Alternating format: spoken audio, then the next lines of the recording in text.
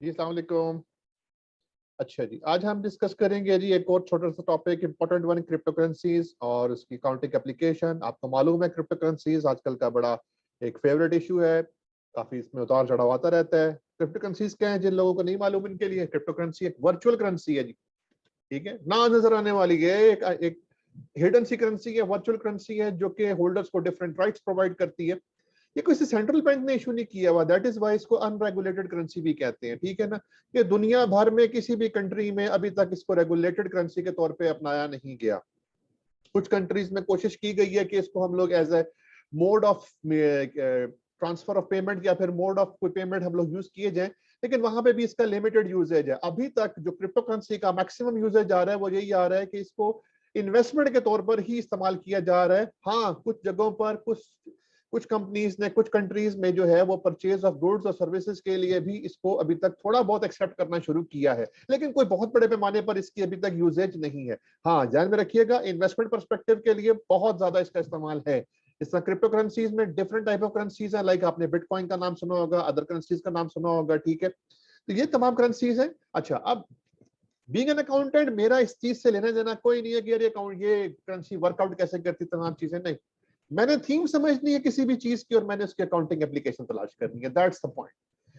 ये मेरा रोल है। ठीक है, अच्छा, अब मार्केट वैल्यू जो है ना आपकी डिजिटल करेंसी की, वो बहुत ज्यादा वॉलेटाइल है, ऊपर नीचे होती रहती है। ठीक है, तो इसका मतलब ये हुआ कि बड़ी रिस्की इन्वेस्टमेंट है, लेकिन मजा बड़ा आता है लोगों को एकदम से हाई रिटर्न्स मिलते हैं। अब क्या, मेरा एक सवाल है आपसे, क्या लोग इस करेंसी में लॉन्गर टर्म के लिए इन्वेस्टमेंट करना चाहेंगे? नहीं भाई, वो तो शॉर्ट टर्म में पैसे लगा के बहुत ज्यादा अर्न करके पैसा निकालना चाहेंगे।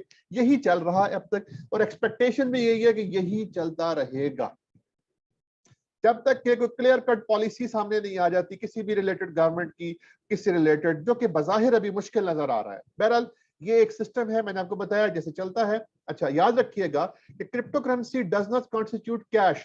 इसमें कैश इन्वॉल्व नहीं होता, because they can not be readily exchange for goods and services. इसका मतलब है, यहां से एक बात तो साबित हो गई, ये मॉनिटरी एसेट्स नहीं है। ये मॉनिटरी एसेट्स नहीं है। मॉनिटरी एसेट्स क्या होते हैं, मैं अभी आपको बताता हूं इसमें। इसका मतलब है, यहां से एक बात ध्यान में रख लो, क्वेश्चन में देखो कि यार उसने अगर क्रिप्टो करेंसी को कैश के तौर पे उसने यूज किया हुआ है, तो भाई उसको बता देना ये बात गलत है, ये हो ही नहीं सकता, बिकॉज अभी तक तो कोई ऐसा सीन नजर नहीं आता। तो लिहाजा बाद में रखनी है। एक और इंपॉर्टेंट पॉइंट है, आई7 में तुम लोगों को पता होगा cash and cash equivalent use होता है। ठीक है ना? तो ये चीज जो है, ये do not qualify as cash equivalent. Cash equivalent में सिर्फ वही चीज आती है जो कैश होती है या कैश इक्विवेलेंट होती है, because they are subject to significant change in the risk in the value. तो कैश एंड कैश इक्विवेलेंट में नॉर्मली वो चीजें आती हैं, वो तुम्हारे पास एसेट्स आते हैं जिनकी वैल्यू में कोई सिग्निफिकेंट चेंज नहीं आना। तो ये तो एक सा मतलब है, क्रिप्टो करेंसी तो भाई नहीं है। Crypto currency cash and cash equivalent में तो नहीं है। चलो, मैंने अभी कहा था आपसे, यार मैं आपसे डिस्कस करता हूं मॉनेटरी और नॉन मॉनेटरी एसेट्स को। अच्छा, अब नॉन मॉनेटरी एसेट्स क्या है? Are assets a company holds for which it is not possible to precisely determine the dollar value. Their values may fluctuate and these changes over the time, and the assets are not readily or easily convertible into cash. तीन बातें याद रखो। Number one, कि यार ये वो assets हैं जिनकी वैल्यू जो है ना वो चेंज होती रहती है। नंबर टू, इनकी मैं डॉलर वैल्यू ऑफ बेनिफिट्स जो है ना उनको प्रिसाइजली डिटरमिन नहीं कर सकता। नंबर थ्री, ये readily easily convertible into cash नहीं है। जितने भी हमारे पास फिजिकल एसेट्स हैं, इन्वेंट्री है, बिल्डिंग है, व्हाटएवर दैट, प्लांट मशीनरी है, सब के सब कौन से एसेट्स हैं? नॉन मॉनेटरी एसेट्स हैं। जैसे अंदाजा कर लो, तुमने एक प्लांट लिया, उस प्लांट के कितने बेनिफिट है नहीं मालूम, क्या तुम उसको रेडिली कन्वर्ट कर सकते हो कैश में इजीली? नहीं।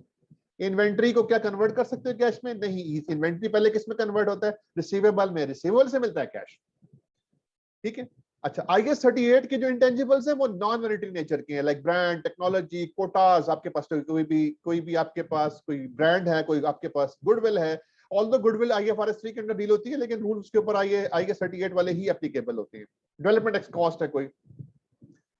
ऑन दी अदर हैंड जो मॉनेटरी एसेट्स हैं वो क्या है भाई? साफ सी बात है, इनमें कैश एंड कैश इक्विवेलेंट्स आ जाते हैं, like cash on hands, bank deposits, investment accounts, account सेबल। इनकी वैल्यू फ्लक्चुएट नहीं करती और ये इजीली कन्वर्टेबल इनटू कैश है। अब आप यहीं से अंदाजा कर लो भाई, क्या क्रिप्टो करेंसी मॉनेटरी एसेट के लिए क्वालिफाई करती है? आंसर बड़ा आसान सा आ गया भाई, ये मॉनेटरी एसेट के लिए क्वालिफाई नहीं करती।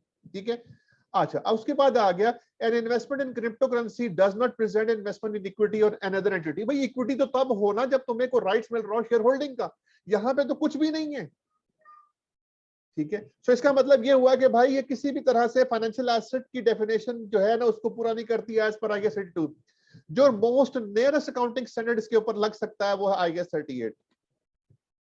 ठीक है, तो हमें क्या आपको बता दिया नॉन मॉनेटरी एसेट है। अच्छा, अब मसला ये आ गया कि आईएस 38 में भी इशू आ गया, कॉस्ट मॉडल लगाना है या फिर रिवैल्यूएशन मॉडल लगाना है।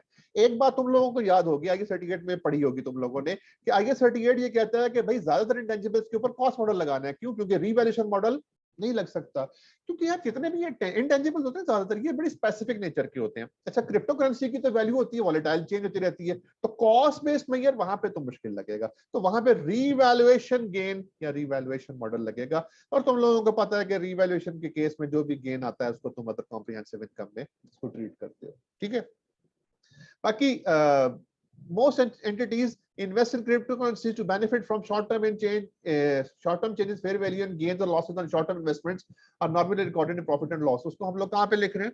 उसको हम प्रॉफिट एंड लॉस में लिख रहे हैं। तो इस लिहाज से हम लोग कह सकते हैं कि कुछ एसेट्स हैं इसके जो फॉल कर सकते हैं under the scope of financial instrument, लेकिन मेजॉरिटी केसेस में ये स्टिल किस में फॉल कर रहा है? ये स्टिल आईएस 38 में ही फॉल कर रहा है। ठीक है, सो ये एक छोटा सा टॉपिक था, डिस्कस करना जरूरी था। ठीक है जी, ख्याल रखिएगा अपना। अल्लाह हाफिज।